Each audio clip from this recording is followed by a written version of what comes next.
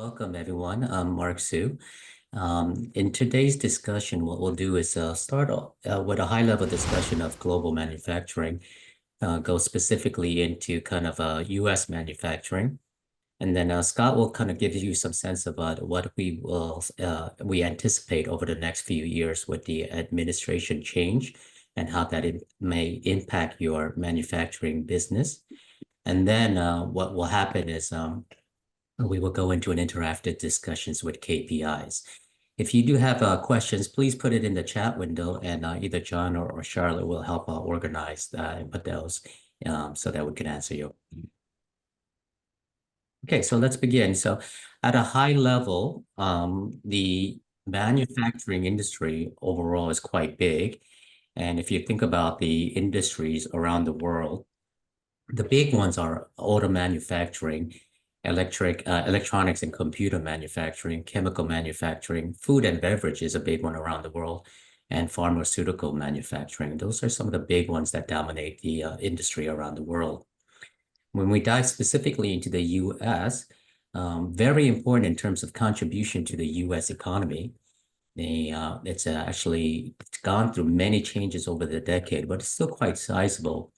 And in the US, believe it or not, the largest industry of manufacturing is food manufacturing.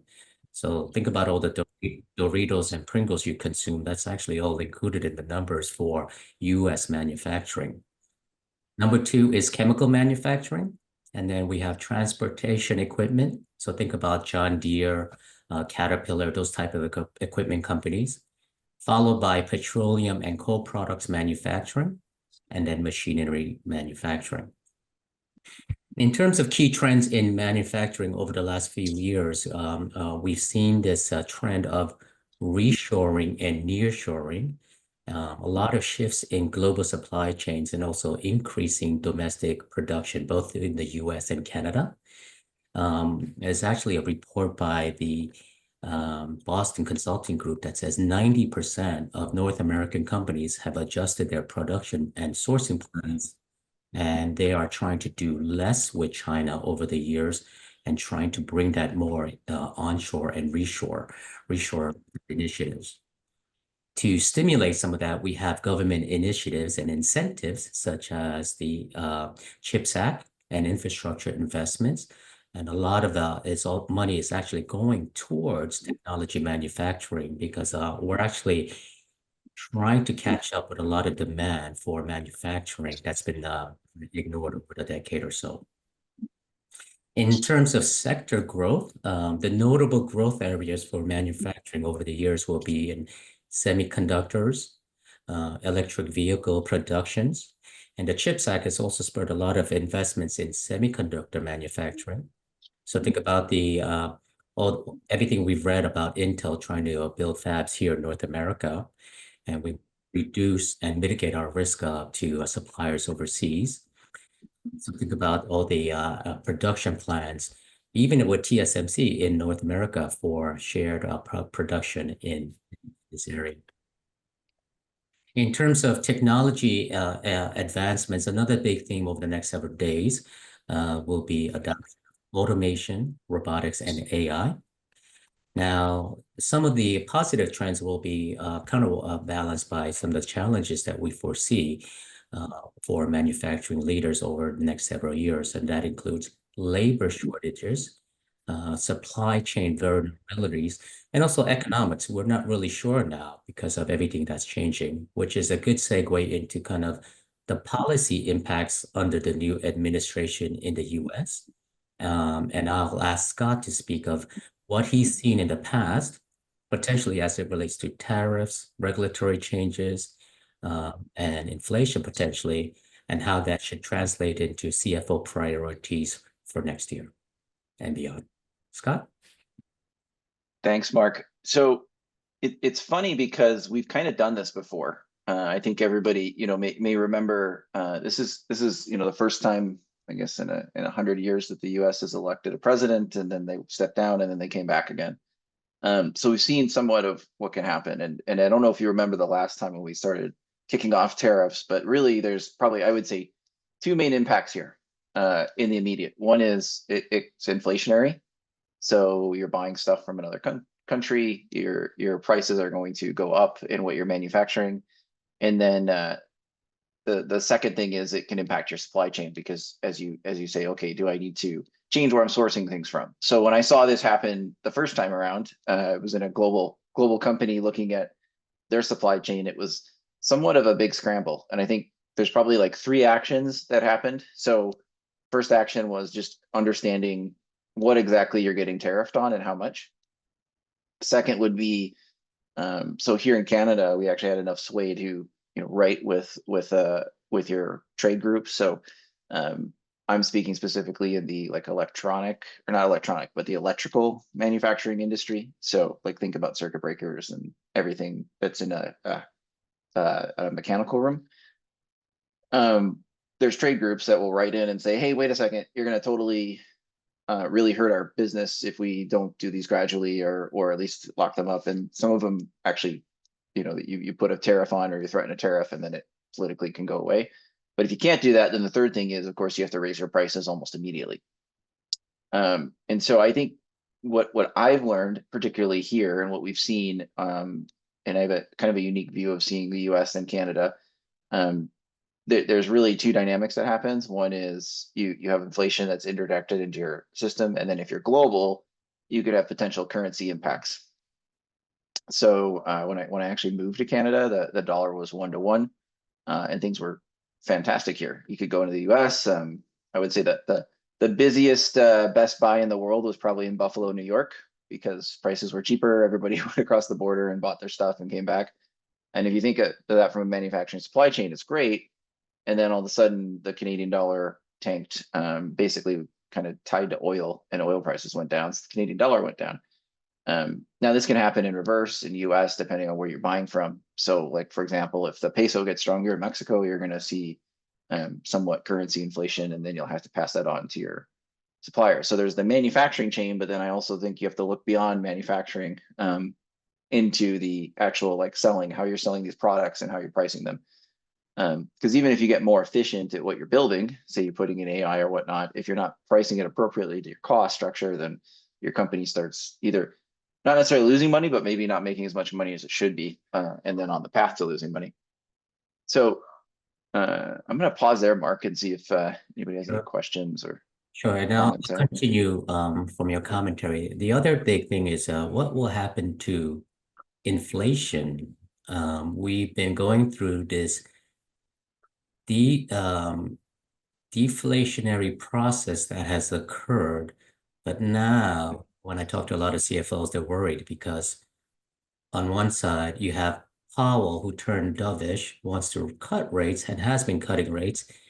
Now worried, and now we're worried that Trump might overstimulate the economy and cause inflation to come back again. What does that mean for wage inflation, particularly as it relates to immigration policy? Mm-hmm. And that's a big overhead cost for manufacturers, remember? And also, what does that mean in terms of kind of like how we should look at scenarios for inflation in 2025 and beyond? So when I look at the kind of the big picture, and I have this discussion with CFOs and Scott and other things as it relates to manufacturing, we look at for priorities for us over the next several years, it should be really thinking about labor shortages potentially, rising costs or re-accelerating costs for and also for input, and also supply chain adjustments. So with that in mind, then the core KPIs for CFOs in manufacturing, what are they? And Scott will chime in as well. So we think as it relates to kind of a big picture strategic financial metrics, it's of course revenue growth next year. And then you have operating metrics such as gross margin and operating margins. Key manufacturing KPIs such as production efficiency, inventory turnover. Cash flow management is a big deal because we're always having issues with collections in the manufacturing industry, and then we have to balance lead times. And then also labor and people metrics, labor productivity and cost per unit as we think about that. and employee turnover and those type of things as well, because it's going to be a little bit more volatile is our presumption. Scott, you want to talk about some of the big general KPIs for manufacturing CFOs in 2025 and beyond? Yeah, so I think you've hit kind of almost all of them. I would say inflation. If I were looking at a P&L view of just gross margin, I would split out inflation and what's my productivity. Sometimes there's a lot of voodoo that goes into figuring out how productive we are, and it's difficult for CFOs to get in. But actually, what I found in the past is you can break out, and I think most people do some sort of, I would call it an analysis of change or a margin walk or waterfall, and you can actually calculate most of the items in there. And then what I usually do is plug productivity, because if you can explain every other item, then algebraically you get productive.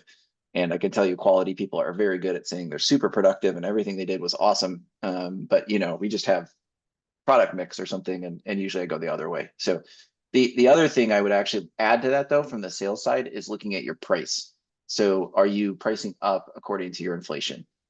Because theoretically, well, in actuality, if you're not pricing up beyond your inflation and your ability to be more productive, then you're losing money And you lose. per unit. So typically, I mean, if maybe I'm a greedy CFO, but I definitely want to kind of keep my productivity gains if I can, because theoretically I'm offering the market a product at a certain value.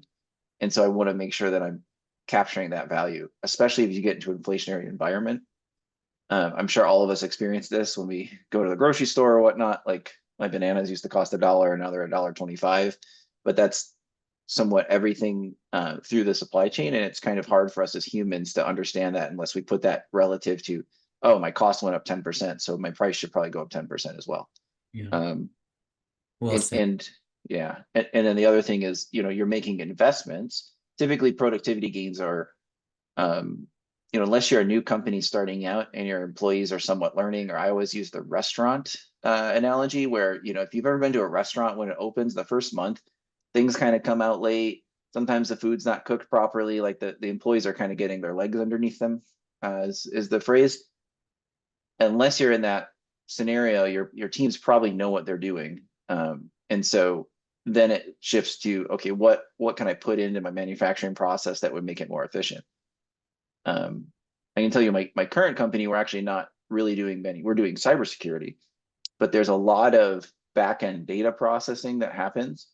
And in effect, like just cleaning up some of those processes can actually give you better information faster to make better decisions, and also tell people, hey, we're going to have a supply shortage of this product in 5 days. We should probably make more. And then you avoid those hiccups along the way and increase your productivity.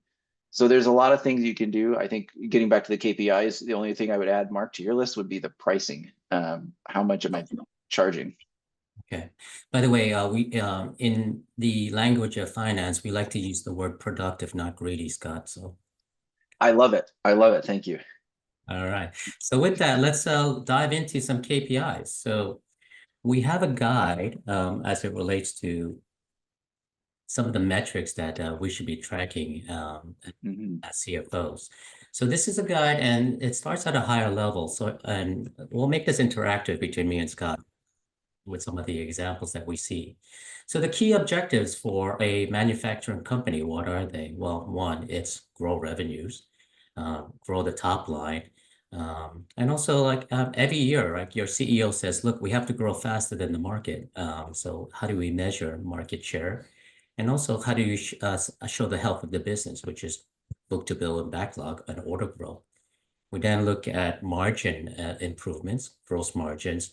I worked in the software industry, and we were very proud of uh, margins. And then my colleagues in manufacturing, I think she said, "Look, our margins are 20%," and I said, "Well, that's pretty good for operating margins." Like, no, those are our gross margins. So you have to really think about the different industry you're in and what you can do to improve operating margins and gross margins over time. Operations in terms of KPI, productivity, volumes, and efficiency. First pass, yield efficiency, things like that. Cash flow, operating cash flow, cash conversion cycle is very important. And also remember, we all have investors. Scott works at a public company. Some of you might be public, venture-backed, private equity-backed. They all want the right metrics and understand their metrics, which is return on equity, return on equity, all those important metrics that they focus on. Here's some strategic KPIs that we've outlined in our chart. Market share, customer satisfaction index, employee turnover rate, innovation rate, dividend payout. This is an important one. Revenue per employee and how that changes as productivity increases, economic value add, and also customer retention rate. And here's some benchmark formulas and kind of where you should be. For the executive team, I typically like to have a dashboard of what we're tracking and where people should be, for example, as it relates to growth, efficiency, cash flow. And it'll be different depending on the subsector of manufacturing that you're in, but where should I generally be in terms of best class for inventory turns, cash conversion cycles, and also gross margin? Here are some operational metrics as we dive deeper into KPIs for manufacturing CFOs. So we have production efficiency and how to calculate that, capacity utilization, depending on the business that you're in. Order fulfillment cycle, how quickly can you get to the product so that your lead times don't stretch out? Supply chain cycle, quality rate, asset turnover rate, and also manufacturing efficiency cycle are some of the important metrics depending on your industry that you want to track. The other thing is as it relates to operational efficiency, how well am I doing? For example, as Scott mentioned, if a restaurant is starting in the beginning, you're going to have very low efficiency, but you want to benchmark that to show that improve quarter on quarter, month on month. And the operational metrics will be different depending on some of the things that industries, for example, aerospace and defense might have one set of metrics. Food and beverage might have another. Pharmaceuticals, you are focused in pharmaceuticals, for example, batch yields and production efficiency. That's a little bit different from some of the other manufacturers. But you want to look at safety, of course. Employees are a big cost. Temporary help is a big cost to impact. Temporary staffing is a big impact. Supply chain, shipping, all those things. Think about when you have to do expedite for manufacturing. That adds a lot of cost. Innovation, R&D efficiency, and also your quality metrics, right? What's my defect ratio? The thing that I like to do for the executive team is kind of look at, okay, well, how are we tracking from revenues quarter on quarter? What is the change? What is the EBITDA? But I also like to give them these days, in the past, it was like, hey, at the end of the quarter, our cash is this. We like to do a daily cash just so they feel better. And also end of week cash just to kind of like sleep better over the weekend, knowing that the balance sheet is in good shape. Scott, here's also some, if you can chime in, so Yeah. I'll zoom in there, right there. So first, I love this. I love this dashboard. And second, yeah, if you know anybody that's a company owner, that's like the first thing they look at is their cash balance every morning on their app, on their banking app. So it's definitely like top of mind. I love the way this is laid out here. I think it's very simple and clear. And just a great document. So I would urge everybody to take advantage of it, especially as you relate it to your business that you're working on. And as it Um, relates, yeah, and yeah. as it relates to your business, think about the things that you can measure as it relates to production. What is my production time? Do I have idle employees? How is that changing current quarter versus the prior quarter? Schedule time, operating time, downtime, everything when it comes to tooling, and you have to do that, and you should really map Mhm. that out so that you could save some time, which is a direct input to your gross margins and your cost of goods.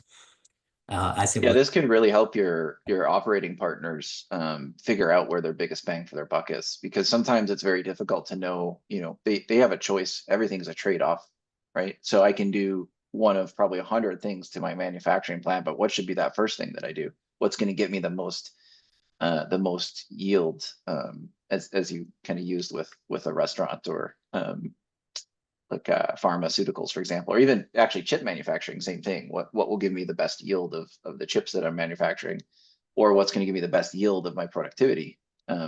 What have you found if in your career, Mark, that's been the most or kind of the thing that really, is maybe surprising, but if it's been implemented, it really helps productivity jump.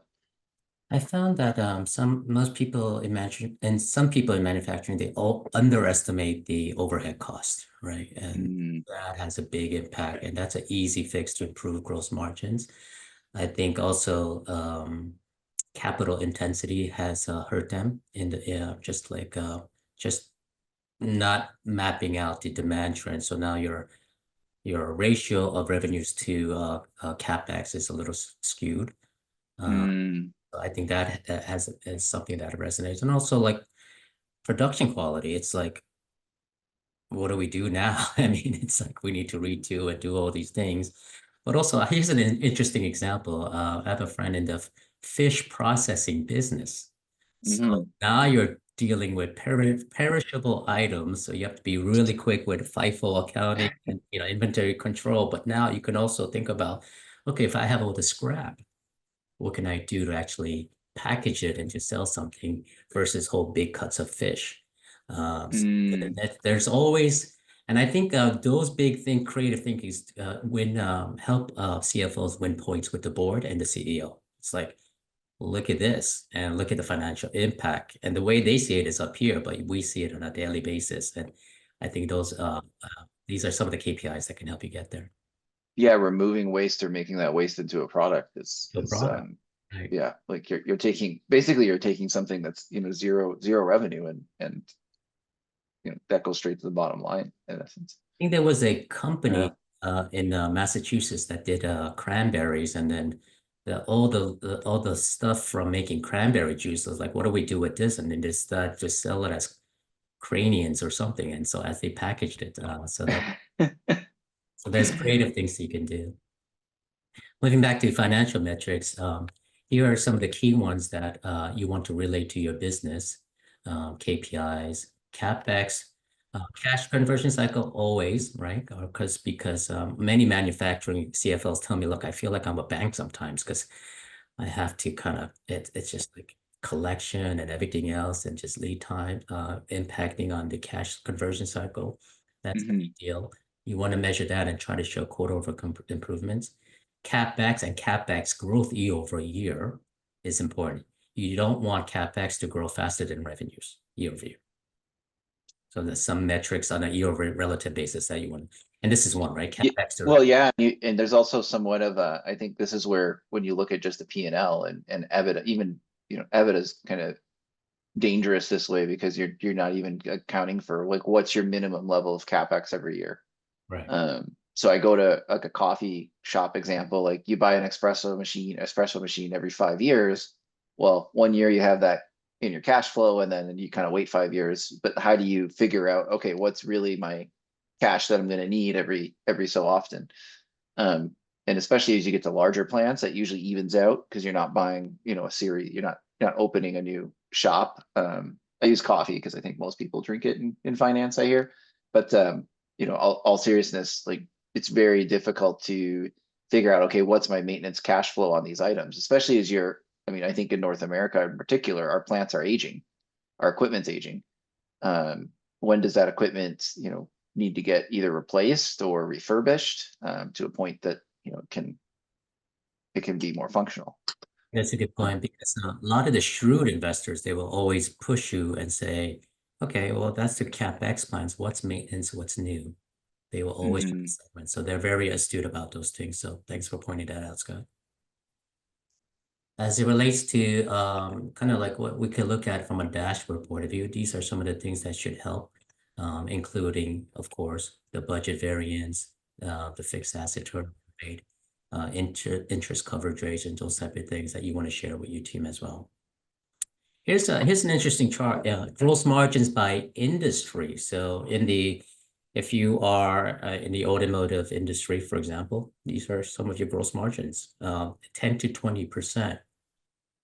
if you are a subcontractor to some of the larger automotive companies, I mean, it could be lower and your payment terms could be, I mean, I had some people say, look, we don't get, it takes 90 days is great. It can take a year, Right. a life sometimes. So those are some of the challenges. But look, I mean, you could be making, diabetic drugs that help people lose weight, and all of a sudden your pharmaceutical gross margins are up to 80%. Well, it all depends. So this is kind of a benchmark, but a rough guideline of where your industry should be, depending on what you focus on. And even in apparel, I mean, it could be very different depending on the end customers that you serve it and how that's segmented. It could be a volume business or it could be a premium brand with very high gross margins. Yeah, LVMH is probably making different margins than winners. Yeah, they just print money. They don't need KPIs. Yeah. So gross margins, with that in mind, what are some of the things? And Scott, I'd love to get your take on it. What can companies do? What can CFOs do to improve gross margins? Well, one, if it's Mhm. what is the input cost? It could be a lot of it is energy, electricity, or power. Okay. Can I think about nearshoring production? Does it make sense with the shipping and everything else? What can I do in terms of reusing or not eliminating or reducing waste? Can I do a better job with packaging, the packaging of some consumer products? Yes, it's wonderful, but sometimes you get these consumer electronics and those boxes are like $30 each. Maybe you can redesign it. What are some quality control implementations and training that you can do so that employees ramp faster, they're productive faster, and then they feel better so that you don't have all these production issues. Scott, you want to talk about Mhm. some of the things you've seen in terms of improving gross margins? Yeah, I think one of the most insidious things that hits you long term, and I don't know if anybody remembers this, but a lot of manufacturers used to use what was called PCBs in their process for various things. The cost to remit to fix a site that has PCBs, and depending on the country, can be astronomical. And so when you think about sustainable practices, I think it's also what's our future impact, because you're never going to see it for 20 years, and then all of a sudden you have to shell out $5 million to burn a lot of dirt. That's one thing that I think, when you look at like, oh, is this really sustainable? And maybe I'm not making quite as much because I could be a little bit lazy on these things, but later on you can get a huge impact by not properly having a process to contain this, especially in chemicals and manufacturing of other things. And then I think the second thing, to your point, we're looking at like demographically, a lot of labor is leaving the market. And one of the biggest things you can do to your workforce, it sounds counterintuitive, but is actually provide training, because not every company does that. It's somewhat of a differentiator. And sometimes I think we have this mentality in manufacturing: if I train you, you're just going to demand more money. But that said, you're also increasing the value of your workforce, and you're increasing their stickiness. If you are a good employer, they will tend to stay with you, because even if somebody goes to another employer, they may tell their friends, "Hey, it's not quite great to work here." I've actually been in a company that had that situation. A new employer moved into town. They hired a lot of people, and then everybody quickly realized, like, oh, that new employer isn't necessarily the best to work for, and they were all clamoring to get kind of back to the other place, because not everybody understands the grass is not always greener and whatnot. So treating your employees well is actually a long-term strategy to sustain the margins that you're making. Well said. I'm glad that that's on here. Yeah, and as you touch on labor, I mean, look, we want to optimize everything as CFOs, right? But sometimes it's not just turning the screws, it's actually the other things that they feel valued, because that impacts their productivity. So as it relates to labor efficiency metrics, uh, yes, it's labor productivity is output versus labor hours, but you also want to think about how to do that, right? You also want to look at units per labor hour, cycle time, employee turnover rate, and what are the reasons why your turnover is relatively high versus your peer group? And what's the underlying source of that workforce dissatisfaction? Absentee rate, you want to look at that. That's kind of a clue of something not going well. Labor cost per unit. and also first pass yield are some of the things that you want to relate to people metrics, because that is a big component of gross margins, COGS for manufacturers.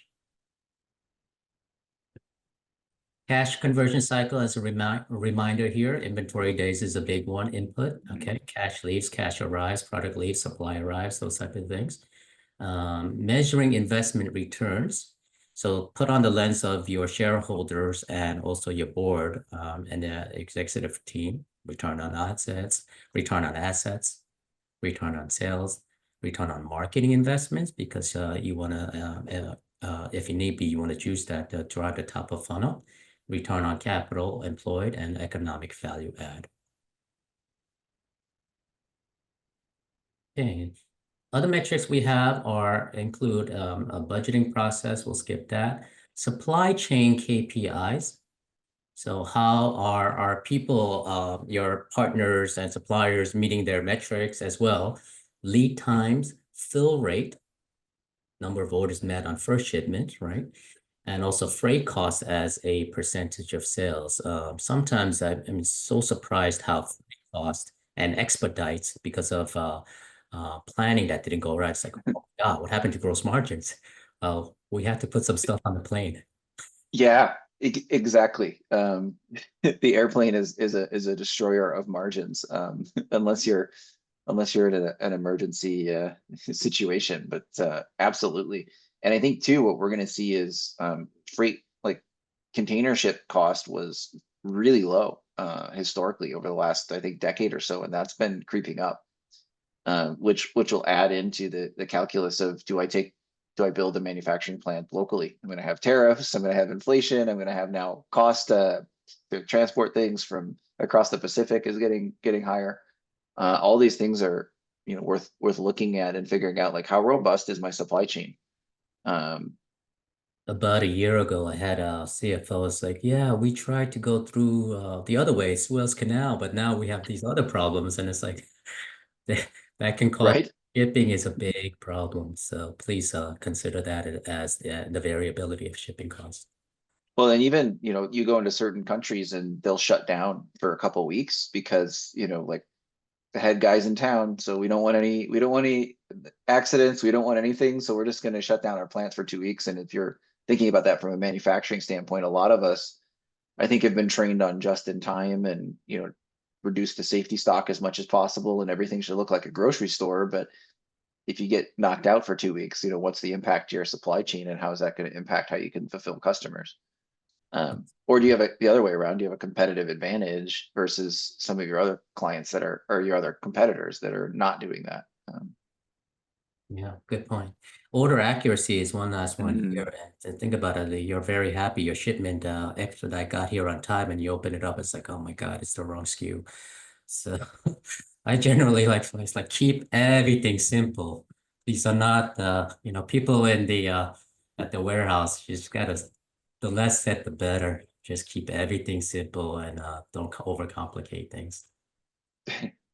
or in some cases too, like you have sales teams that are trying to specify something, um, because that's a way to compete, right? Like even in manufacturing of equipment, you can say that I want my door to open this way, not the other way. And that can actually win you a job because you got somebody to specify that, and it would cost them, the other company, too much to make that change. But Right. then you have to make sure that your specification actually shows up in the door. Yeah. Yeah. It's manufacturing is not easy. There's a lot of things that there's a lot of moving parts. Uh, Yeah. as it relates to the balance sheet, here's some thoughts on debt and equity ratios and how you should be thinking about, here's all the stuff that you are familiar with: debt service coverage ratio, leverage ratio, credit rating, net debt to EBITDA ratio, price to earnings ratio, of course, for public companies, for common shareholders, market cap, dividend yield, some of the things that you just want to have ready to know for your investors. Managing debt, kind of like how to balance assets and liabilities, and particularly with the difficult cash conversion cycles that can potentially happen. We like to have a little bit of extra cash in the balance sheet, but there's a cost to that extra cash. Here's an interesting section on, this is section 179 for the US, so accelerated depreciation. So it's something that you want to study as an option for you for Mhm. planning for next year, and particularly as it relates to the limits, but also bonus depreciation. So that's an option. Here are some top US and global manufacturers, some household names and some not household names. But I mean, look at this, agricultural companies. It doesn't mean they do manufacturing in the US, but they are based in the US, popularly Tyson, right? Chicken, that's manufacturing. Nestle, chocolate and cocoa powder, that's manufacturing. Um, Even ketchup. I mean, there's a lot of input costs and yields as it relates to manufacturing ketchup and some of the big companies. Here are the top contract manufacturers, including the ones you know that make the iPhone, right? So you have Jabil, Foxconn, all these Quanta Computers, Sanmina, and they're all going. Big companies are all going through their changes as well with Mhm. this relationship souring with China on how they should risk manage their business. For CFOs, here are some inventory management software. Here are some of the bigger ones. We use small ones, big ones in the past, and how they integrate and help you with the inventory management process and how things integrate with the business process, advanced manufacturing technologies and things like that, that all plug into some of the modules, for example, for NetSuite and QuickBooks are a little clunky. So there are some other ones out there that you want to take a look at. Mhm. Is there a software that you've used that you really like? Um, I've used small ones. I think it's called SOS software, and I've also used. I mean, we've used QuickBooks, we use NetSuite. Mhm. They all have pros and cons. So I think, and feel free to chime in, Scott, what your thought would experience with Well, manufacturing. I was asked because one of my friends in finance and I have a joke that nobody likes their system, even if it, served them coffee every morning and made them lunch. You'd still find something wrong with it. But I asked because particularly I would say like a NetSuite is like QuickBooks is pretty ubiquitous, and a NetSuite also they have a pretty robust sales team, and I really want market share. And it's good to get feedback from people actually using it. Is like what do you like, what works, and sometimes you hear, hey, like this tool for this process works really well. And I always think that it's good to get opinions. That love Yeah, people to put into chat what they use and if they like it or not, for some interaction here. But it's good to know. So you've used it yeah. a lot, it sounds like. I've used but I mean that's great. NetSuite is great, but then it's like, you can actually chart U.S. college tuition rates and NetSuite subscription price increases, and it's like 2x. Yes, they are insidious with their pricing. Yeah, I because they kind of hook you in at a lower price and then yeah, give you, or they call it, we remove the discount. yeah. But either way, it's cost inflation. Maybe that goes back to your comment on watching overhead. Yeah, and I go back and say, hey, my friend Scott Meyer said, oh, we should be pricing up according to inflation, but this looks a little crazy here. Yeah, there you go. I'm going to use that next time I get a Yeah. NetSuite bill. And then for all your operational folks, look, these are the terminology. I think it helps when you speak to your senior staff. Six Sigma, lean manufacturing, Kaizen. How are we doing? What are the pros and cons of each program, such as TQM and BPM and also OEE? Just kind of understand, okay, what's our corporate agile methodology process? How does it work? What's Kanban? How are we adjusting and tweaking our just in time? And here are some examples for you to have a good dialogue. And as a summary, here's the manufacturing sector in the US. It's 12.4 million jobs. Here's the average wage for manufacturing workers as of Mm, the end of last quarter, average weekly earnings. It's the sixth largest employer in the US. The big one, right, is finance, but then you have this and professional services, but manufacturing is pretty big. And in terms of US exports, just kind of understand, look at the balance of trade right now in North America, right? All these, and I think there's an initiative to really strengthen manufacturing in the US. One other additional anecdote is as it relates to the war in the Ukraine has depleted so much of the US's supply of arms that we are actually we we can't even produce it because we don't have the capacity. So if you want to start a side business making some munitions, I'm sure the US can actually, you can get some money from the CHIPS Act, picking up something else to do that because we, Well, yeah. you And know, on top of that, I think there's only one company that's allowed to make black powder, which is used in a lot of the munitions. And so, if they're at capacity, that's it. yeah, that's, Um, so they're good. Or maybe it's a good time to get into industrial manufacturing again, just in case. you could. and there are a lot of government grants you could tap into now with that are being funded in the deal by the DoD as well. So this So, is go ahead, Scott. oh, I was going to ask you, I mean, just zooming out on this amazing chart here. I wanted to ask you kind of what was your process in putting this together? How did you kind of come across this? Because this is Yeah, and this, super. yeah, this is one of Uh, many guides that I've just kind of, Charlotte and mhm, I joke around because I don't get invited out to go drink on Friday nights anymore. So what else am I going to do with my time? So we have guides for cash flow, guides for services, guides for private equity, guides for um, dual-sided marketplace, guides for software that I just mhm, kind of created. And well, where we like to present the data to our peer CFOs. Now we're going to switch gears, and because I think people are looking at this guide and say, okay, well, that's great, but what can I do? What are my takeaways for my particular company? And can I use tools such as AI to kind of leverage some of that? So let's go to our trusty friend, ChatGPT. Okay. So we've all had some experience with ChatGPT, and sometimes it kind of makes stuff up, all right? It hallucinates. So it's like, okay, what do I do with that? But what we can actually do here is upload this guide that we just discussed. And I can say things such as, I am a fish processing company. I want to focus on key KPIs as the CFO. Using the attached guide, please provide recommendations that are relevant to my fish processing company in Alaska. So instead of just asking, give me some things and just make it up and I'll correct it because it's wrong or not, but I'm saying be specific, use the guide. The guide has all the data. So now it's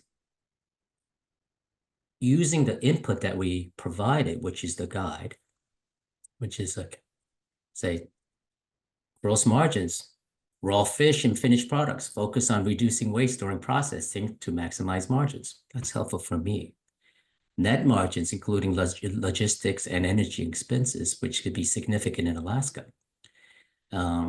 DSOs, optimize inventory turnover, especially for perishable products, and manage cash flow efficiently. So this is all very helpful, but it's more relatable to me for my business, for me as the CFO, as it relates to, and it's using information that I provided. Don't just make up information, use the information that I provided and make it relevant to me.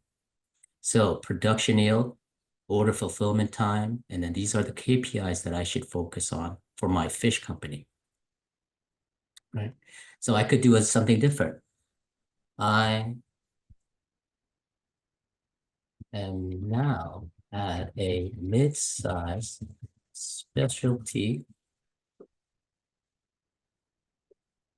pharmaceutical company. We make drugs which help people lose weight.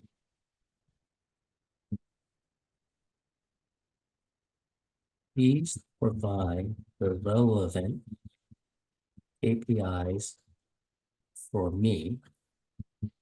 Make it the top 10 because I am a busy CFO. So now it's relevant for me as a different manufacturing CFO as it relates to especially pharmaceuticals. Okay, now it's the production is different. It's batch processing, it's all those things. So now it's making it relevant for me. Uh, and I want to also look at the demand trends, how competitive things are changing, EBITDA margins, customer retention rate, because is it a product that people will repurchase once a month? Is it a once a year? Is it a one and done? So those are some of the things that you want to look at. Product launch, new segmentation of the market as I look for demographics in the menu and for my weight loss drug. Time to market, development time. That's super important for me. And also as it relates to quality and also operating. Now let's try a different one and say, I am the CFO of a manufacturing company. Okay, and in particular, I will say here, I am a components manufacturer for Ford and General Motors. They won't pay their bills, and my DSOs keep stretching out, impacting my cash flow.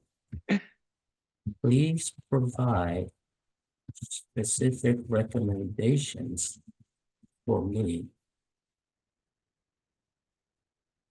as my CEO is yelling at me.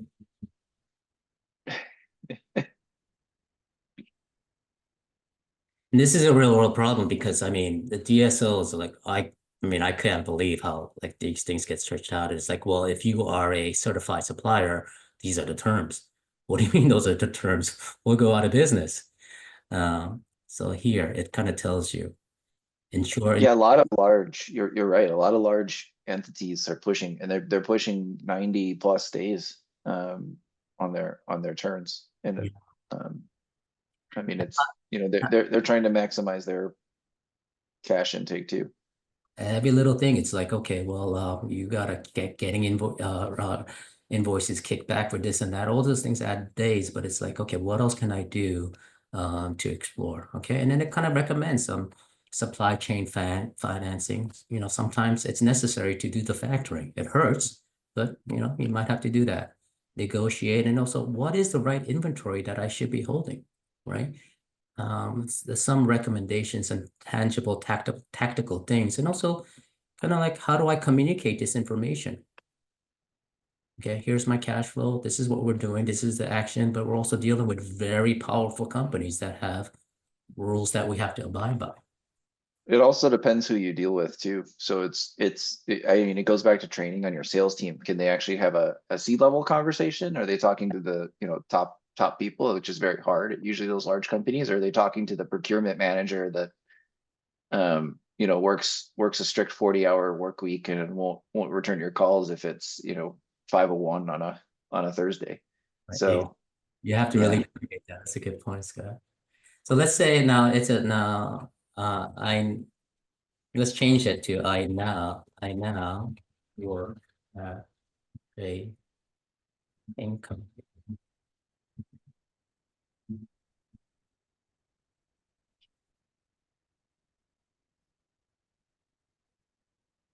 And I'll say, look, I do 500 million in revenues per year. I'm in the specialty paint business.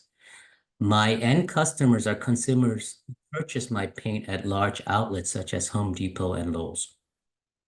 How should I measure my performance both on an absolute basis and on a relative comparison point of view to similar sized peers? Please make sure to use the guide that was previously provided. So we all do well. We have our own metrics, but you also want to peer out and say, how am I doing to my competitors. Every meeting in January, I feel like we have sales kickoffs and say we have to grow faster than the market. And I think every other company has that same speech, right? We want to grow faster than market, which means implied market share. But so you want to know how you're doing on a relative basis. Am I growing my top line better? Is my top line a little bit less, but my gross margins are healthier? Those are some of the things that help on a relative comparison. So it's like very contextual data for your board and the executive team. So these are some of the absolute performance metrics, and here's some relative compare, okay, for that I should be tracking. Peer benchmarking, okay. Now now it's saying, okay, we'll do that and say, well, for similar sized companies, please use external data to show me how my company should be performing. Okay. So now it's taking the guide. Yes, it's taking the input, but now it's going outside. You're telling it to go outside and to create some information. And it'll kind of give you some financial ratios that you should be looking at. Paint, varnishes, lacquers, enamels, and allied products. So it's giving you the source as well. And this is just ChatGPT. I like to use Perplexity, which is actually provides a lot of sources for AI. And sometimes we just change to Anthropic to use Claude just to go back and forth to see what's out there. But it's actually, this will save me a lot of time when I'm creating my quarterly review. And it's like, look, I know it wasn't a great quarter, but we're doing relatively better than our peers. And these are some of the benchmarks that we can use, right? Gross margins in 2023 for this industry was 37.1%. We're at 38%. We have a target with these specific plans to get to 40%. We should get credit for that as a finance team, right? Yeah, that also reminds me of a funny story when I worked at a large manufacturing company. They were really upset because they had a bad year according to their plan. But then when we knew somebody else that worked in another company, they basically made half the profit from a GM level, and they were celebrating. So a lot of these things can be relative, and I like the way that Mark, you just basically showed like here's how to find the compared to what question. I think that's always important. Like in your example, 38% could be terrible if I'm selling iPhones, or it could be fantastic if I'm selling cars. And what is it relative to last year, and what is it relative to my competitor? Right. And so it adds meaning to your board discussion. It adds context to your presentation when you're speaking to your executive team. And they kind of, my CFO is actually very strategic. She's not just reporting the numbers. Yeah. This is a fantastic quick primer on ChatGPT and how to use this. Thank you, Mark. Yeah, and then what we do is, okay, please provide a tactical plan for me and my finance team. Provide a 180-day outline so that we can execute on these initiatives.